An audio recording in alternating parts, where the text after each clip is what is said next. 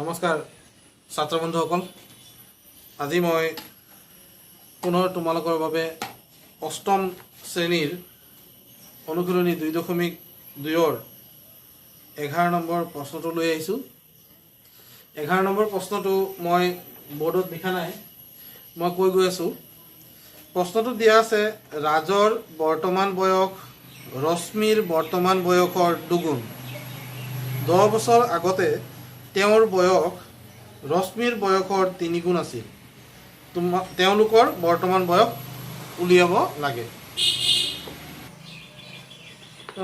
অংকটোত ৰাজৰ বৰ্তমান বয়স আৰু ৰশ্মিৰ বৰ্তমান বয়সৰ মাজৰ সম্পৰ্কটো দিয়া আছে আৰু লগতে দিয়া আছে ৰাজ আৰু ৰশ্মি দুয়োজনৰ 10 বছৰ আগৰ যিটো বয়সৰ সম্পৰ্ক সেইটো আছে। এতিয়া মই ধৰি ল'ম, ধৰা হ'ল ৰশ্মিৰ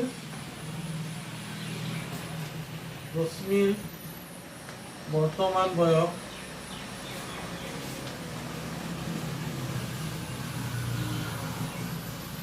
X বছৰ।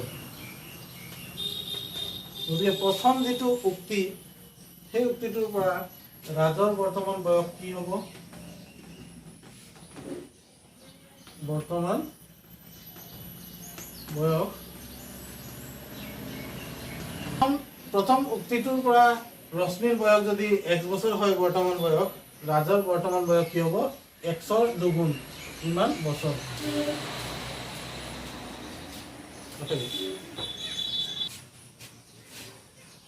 ৰশ্মিৰ বৰ্তমান বয়স ললো মই X, ৰাজৰ বৰ্তমান বয়স ললো Xৰ দুগুণ। এতিয়া প্ৰশ্নমতে দ্বিতীয় যিটো উক্তি আছে সেই উক্তিটো তোমালোকে ধ্যান দিয়া।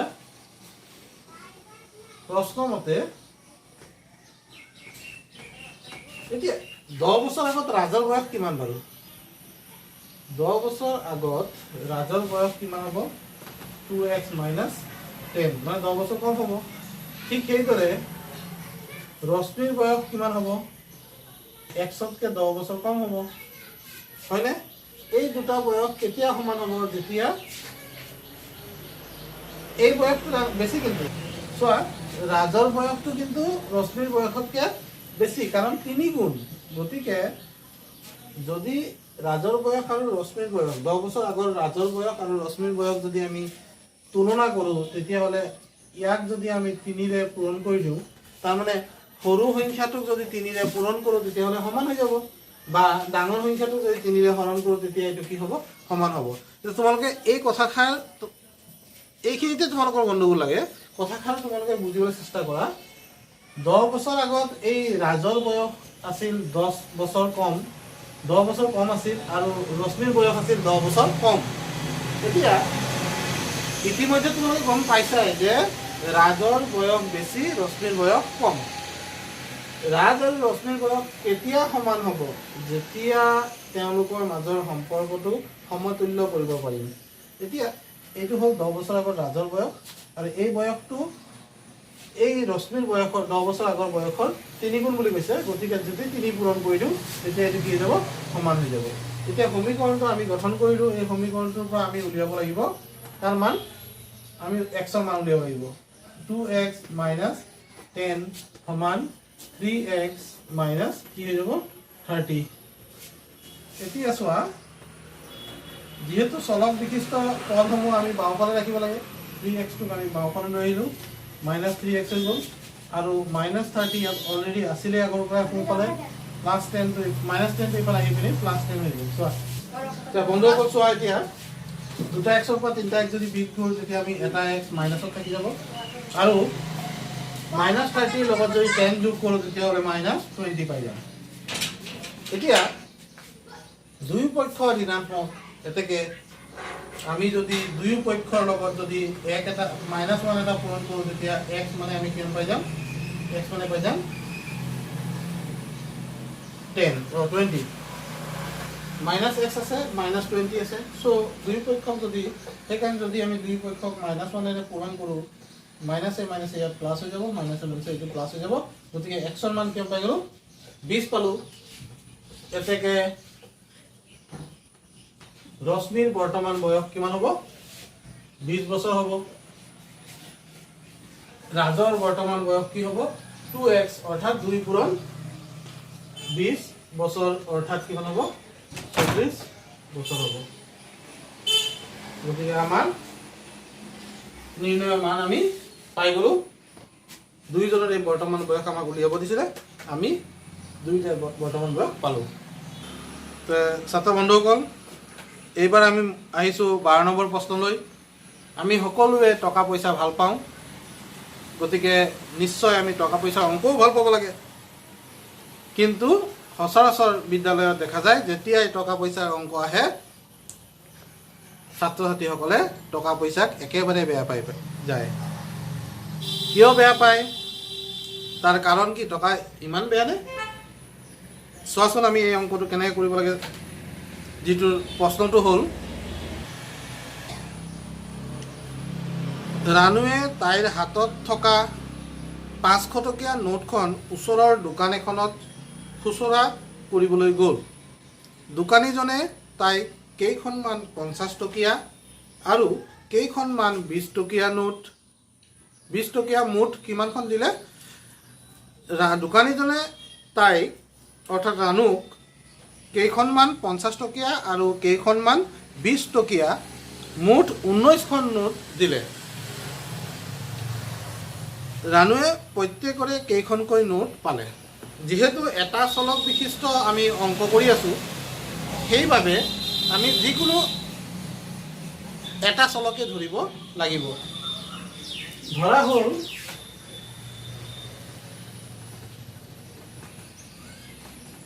ৰানুৱে দিয়ক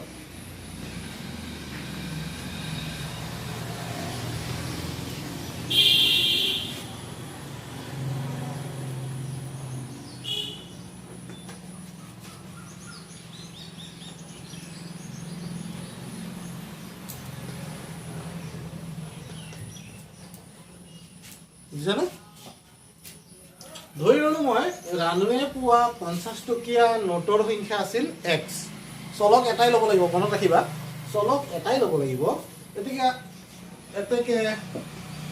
ৰানুৱে পোৱা 20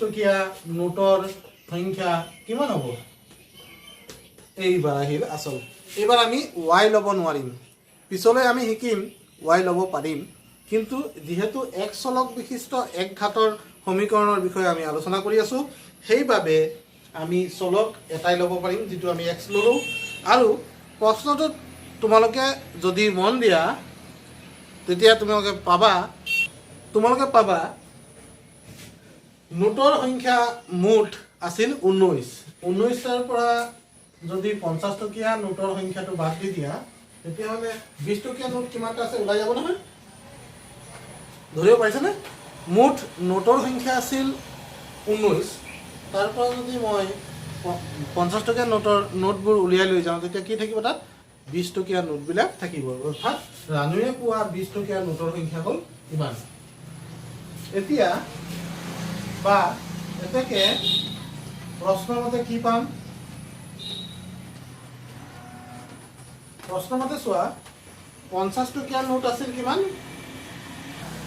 এতিয়া 50 টকীয়া নোট আছিল কিমানখন 50 x খন গতিকে 50x মানে হ'ল 50 টকীয়া নোটেৰে পোৱা টকা 50 টকীয়া নোট গিটাৰে কিমান টকা দিছে সেইটো ওলাব প্লাস 20 টকীয়া নোটেৰে কিমান দিছে সেইটো ওলাবলৈ আমি লিখিব লাগিব 19 - x এইটো হ'ল 50 টকীয়া নোটত কিমান টকা আছে আৰু 20 টকীয়া নোটত মুঠ কিমান টকা আছে আৰু দুটেখিনি মিলি পেনি আমাৰ টকা কিমান আছিল 500 টকা এই অংকটোৰ এই সমীকৰণ বনাওঁতে তোমালোকৰ গণ্ডগোল লাগে সকলোৰে নহয় বহুতে জানা তথাপিও বেছি সংখ্যক ছাত্ৰ ছাত্ৰীৰে ইয়াতে গণ্ডগোল লাগে 50 টকীয়া নোট আছিল x খন তো গতিকে কিমান টকা হ'ব 50 টকীয়া পূৰণ কেইখন 10 খন হলে 50 পূৰণ 10 500 ইয়াতে হৈ যাব হেনেকুৱা আৰু এতিয়া 20 টকীয়া নোট যেখন আছিল তাৰ লগত পূৰণ কৰিলে 20 টকীয়া নোটেৰে কিমান টকা দিছে সেইটো ওলাই যাব। এতিয়া এইটো অংকটো সমাধান কৰোঁ আহা। এইটো হৈ গ'ল 50x প্লাছ 20 আৰু 19 পূৰণ কৰিলে কিমান হ'ব 380 বিয়োগ এইটো কিমান 20 পূৰণ x 30x 20 পূৰণ 19 কিমান ইমান সমান 500। এতিয়া চোৱা 50টা xৰ পৰা 20টা x যদি বাদ দি দিয়া কেইটা x থাকিব 30টা x থাকিব আৰু এফালে 50 নহয় 500 যোগ টু এফালে গ'লে কি হৈ যাব বিয়োগ। নিশ্চয় ধৰিব পাৰিছা মাই প্লাছ 380 যেতিয়া সোঁ পক্ষলৈ যাব তেতিয়া এইটো মাইনাছ 380 হৈ যাব। এতিয়া কি হ'ব চোৱা এতিয়া 30x মানে হ'ব 120 500 বিয়োগ 380 120 হ'ব। মোৰ ভুলো হ'ব পাৰে তোমালোকে চাই ল'বা ছাৰে ভুল কৰিলে নম্বৰ কেইটা নাযায়। এতিয়া চোৱা 30x সমান কিমান হ'ব 120 হৰণ 30 30টো ইয়াত পূৰণ হৈ আছে 30 ইয়াত পূৰণ হৈ আছে সমান চিন পাৰ হৈ গৈ হৰণ হৈ গ'ল 0 0 কাটি গ'ল মানে 10ৰে 30ক গ'ল 3 বাৰ 10ৰে 120ক গ'ল 12 বাৰ 3ৰে 3ক যাব এবাৰ 3ৰে ইয়াক যাব 4 বাৰ। গতিকে x সমান কি পালা x সমান পালা 4। x টো কি লৈছিলা তোমালোকে বা মই লোৱা আৰু তোমালোকে লোৱা একেই কথা আমাৰ মিল আছে।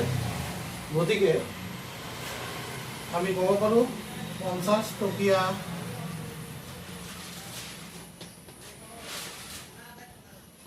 নোটৰ সংখ্যা কিমান হ'ব 4 হ'ব। 20 টকীয়া 20 টকীয়া নোটৰ সংখ্যা কি হ'ব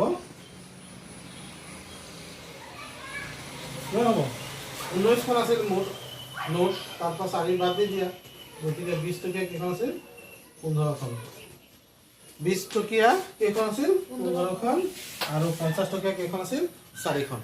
এতিয়া 4 50 গুণ হৈ গ'ল 200 আৰু ইফালে 15খন যদি 20 টকীয়া থাকে হ'ব 15খন 20 টকীয়াত কিমান হ'ব 300 হ'ব। মুঠ 200 আৰু ইফালে 300 কিমান হৈ গ'ল 500। ধৰিব পাৰিছা নিশ্চয়। আহা আমি এতিয়া যাওঁ আন এটা প্ৰশ্নলৈ। ছাত্ৰ বন্ধুসকল 12 নম্বৰ অংকটো হোৱাৰ পিছতেই আমি পাইছোঁ 13 নম্বৰ অংক। এই 13 নম্বৰ অংকটো আকৌ টকা পইচাৰ হিচাপ আছে। এই টকা পইচাৰ হিচাপ নিশ্চয় তোমালোকেও ভাল পোৱা মই ভাল পাওঁ তাৰ বাবে 12 নম্বৰটো কৰিলোঁ তোমালোকে ভাল পোৱা নিশ্চয় সেইবাবে তোমালোকে 13 নম্বৰটো কৰিবা। মই এতিয়া কৰিম 14 নম্বৰ অংক। 14 নম্বৰ অংকটোত আমাক কি দিছে এবাৰ মই পঢ়ি শুনাই দিওঁ। এটা সংখ্যাৰ 4 ভাগৰ 1 অংশ সংখ্যাটোৰ 3 ভাগৰ 2 অংশতকৈ 6 বেছি। সংখ্যাটো কি? তো সংখ্যাটো কি জানাই সংখ্যাটো ধৰা হ'ল সংখ্যাটো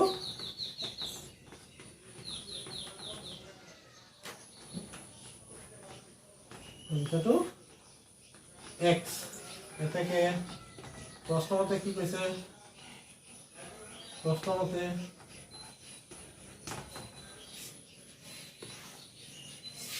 xৰ 4 ভাগৰ 3 অংশ হয়নে xৰ নহয় এইটো দিয়া নাই আমাক দিছে xৰ 4 ভাগৰ 5 ভাগৰ 4 অংশ আৰু 3 ভাগৰ 2 অংশ xৰ দেই।